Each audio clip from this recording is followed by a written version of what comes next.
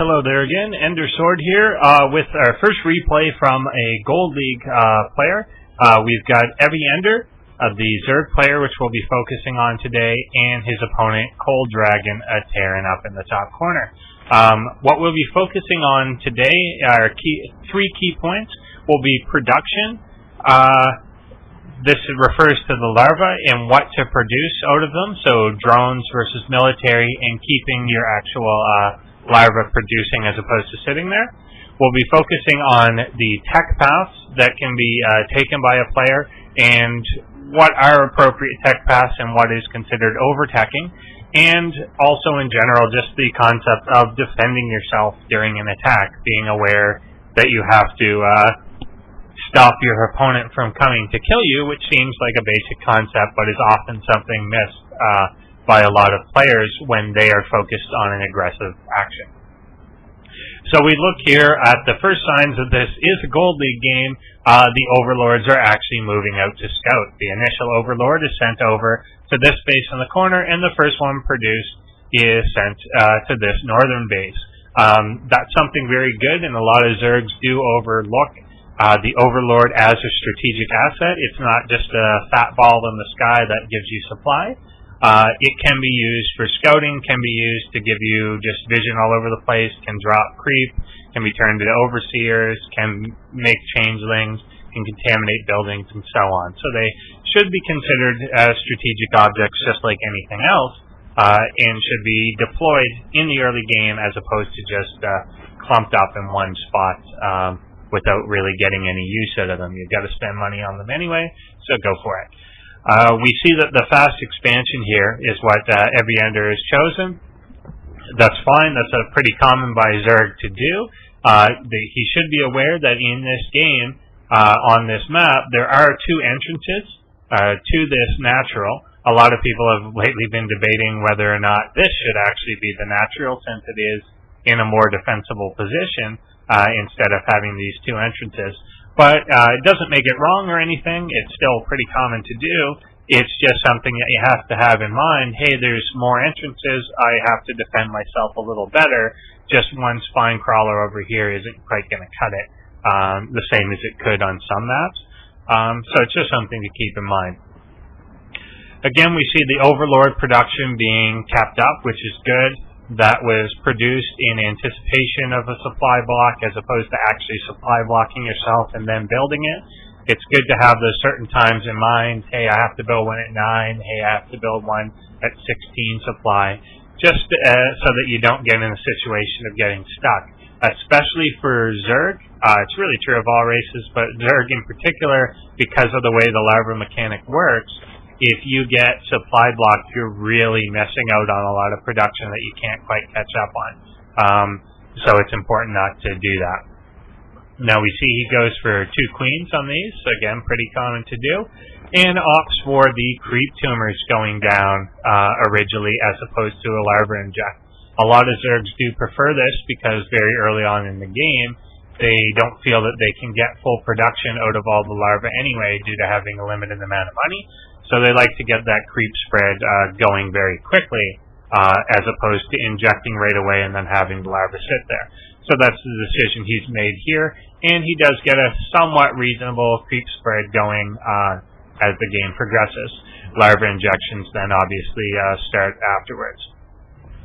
Scouting, earlier on, a drone came up, poked up, and was able to see that a barracks was there with the tech lab and saw 1 Marine.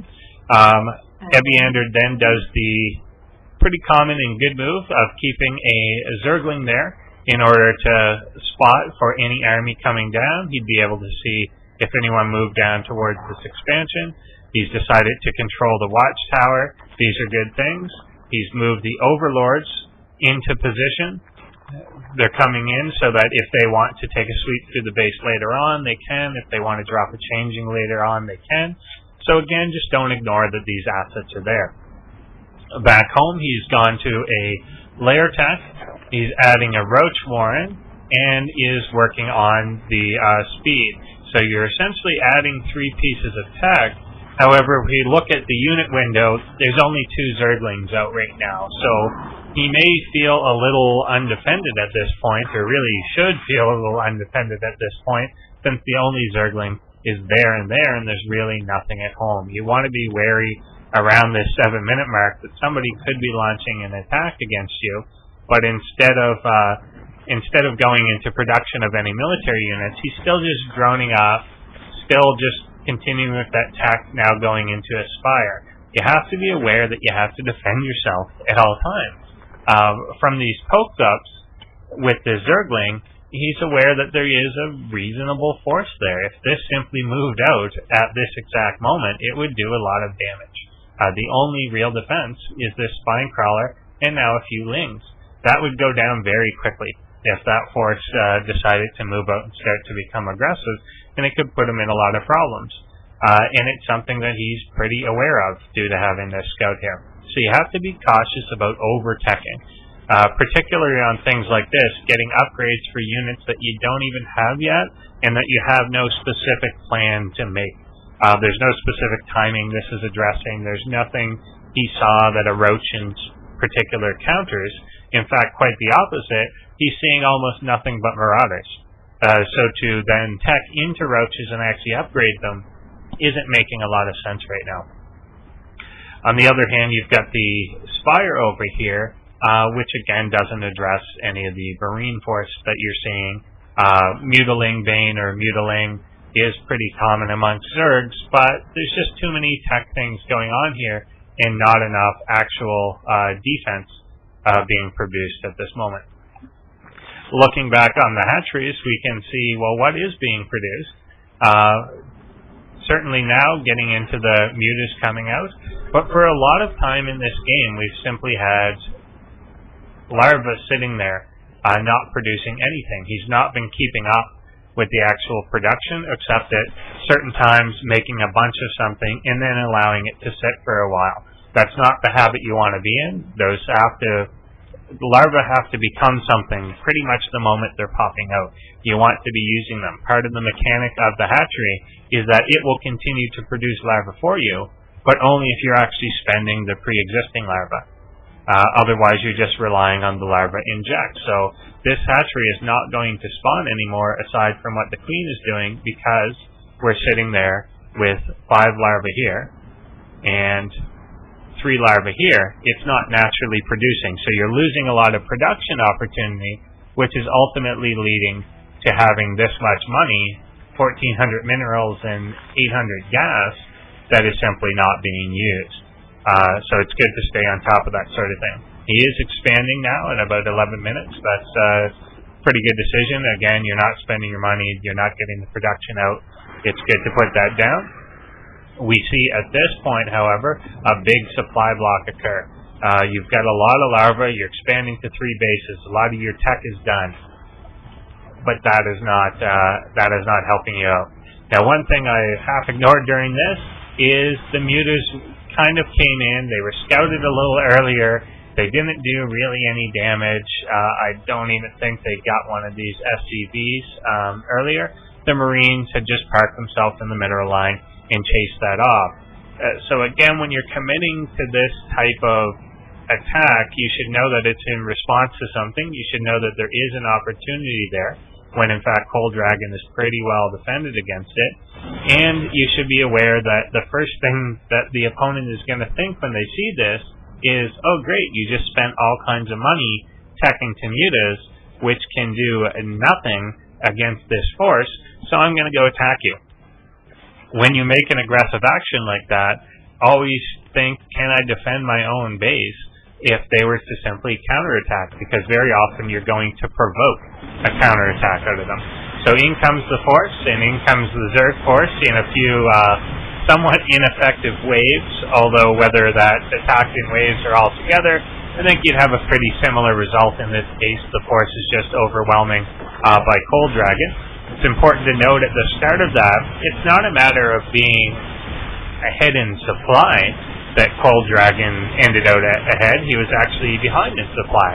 But he had a more cohesive, more sensible force that actually made sense for this attack, whereas a lot of EViEnder stuff is in drones and mutas and things like that, which aren't really helping out in this case. They can't actually defend you. So that hatchery goes down. One thing I'll point out here is rally points are an issue. When someone is in the middle of your base like this, often Zergs have trouble with, well, what do I do now? Because the Terran or Protoss army comes and basically stands in the middle of your rally point, causing this. Units to pop out of your bases and be rallied directly into that force without actually causing any damage. So you have to be cautious as an army does approach. Reset your rally points so that they're a place that you can safely gather before that engagement occurs. Otherwise, you're just going to lose them as soon as you make them, and they don't do you any good. So we can see that this is essentially over. He will end up probably cleaning up this force. It's getting a little weaker as he spams the medevacs out of energy as this goes along. He'll probably have enough to hold this off, but he's basically lost the game at this point. Another force is being built back here. So you can see that the Terran simple tech path, a lot of people do complain Terrans really only go tier 1, but hey, that's all they have to do in a lot of cases. Whereas the Zerg went about 4 or 5 different tech paths without making an ample amount of anything, or without really defending themselves. So a lot of money was spent going in those different tech routes, but then ultimately not a lot of spending was actually done on the Zerg army until it was too late. This was mostly done after that Terran army had already come in as one group, and a lot was just thrown against it. So that did get cleaned up. So again, just Larvae was the main problem in this. At any given time, you could have looked in this game and there would be at least 6 larvae sitting on the ground not being used. That led to stockpiling of money, and it led to there simply being no defense available for the Zerg player. The tech path was inconsistent and all over the place. There was teching up to Roach Warren and an upgrade for speed that was never really used. There was the addition of the Banding Mess that wasn't really then used to defend himself that much. There was the mutas going on that only a few of them were made and weren't used very effectively, nor were they in response to any particular tech done by the Terran. So it was just kind of all over the place. It would have been nice to see a more direct path taken and more of a defense put up, which of course is the third point of defend yourself at all times. When analyzing your own replays after a game, pause the game at certain increments and just look at your opponent's army and look at yours and ask yourself, if he were to attack right now with what I have and what he has, would he win? If you can ever answer yes to that, then that's something that you want to be addressing. That during most of this game, EViEnder was simply undefended. At any time, the Terran could have pushed out with his initial 7 troops or so and done massive amounts of damage to the Zerg. It just wasn't defended. So that's something that you have to look at in your games. I'm going to add a few more Gold League games, maybe 1 or 2 Gold League games, and then go back to a couple Bronze today. So again, let me know what your feedback is on how these are sounding and what you would like me to focus on, whether they're helpful at all, whether anything's redundant and so forth.